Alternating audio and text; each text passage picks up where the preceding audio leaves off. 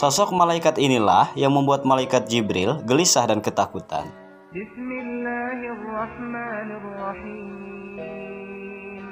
Ternyata malaikat Jibril pernah dibuat ketakutan oleh seorang malaikat yang turun ke bumi hingga membuat Rasulullah SAW keheranan dan bertanya kepada beliau. Saat itu Rasulullah tengah duduk bersama malaikat Jibril. Tiba-tiba langit pun terbelah dan turunlah satu malaikat. Malaikat itu langsung mendatangi Rasulullah SAW dan malaikat Jibril.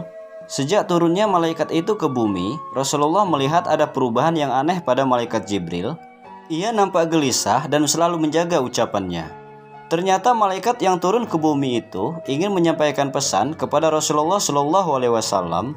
Ya Rasulullah, aku membawakan pesan untukmu dari Allah Subhanahu wa Ta'ala. Aku datang untuk memberikan pilihan kepadamu. Jalanilah kehidupan Nabi sebagai seorang raja atau sebagai hamba sahaya. Nabi Muhammad sejenak pun terdiam dan menoleh ke malaikat Jibril, dan Jibril pun memberikan isyarat untuk memilih hidup sederhana. Kemudian Rasulullah SAW menjawab pertanyaan malaikat tadi. Aku memilih menjadi nabi yang hidup sebagai hamba sahaya.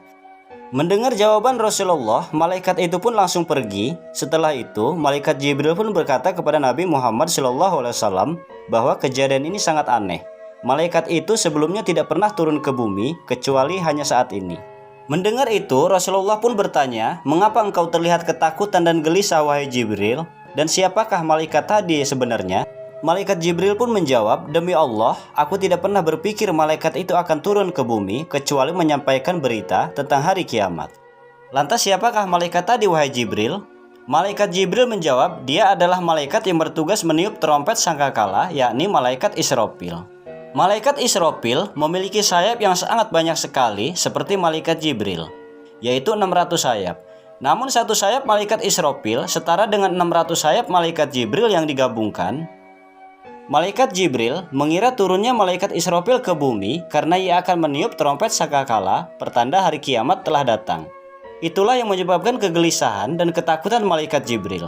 Wallahu a'lam bishawab.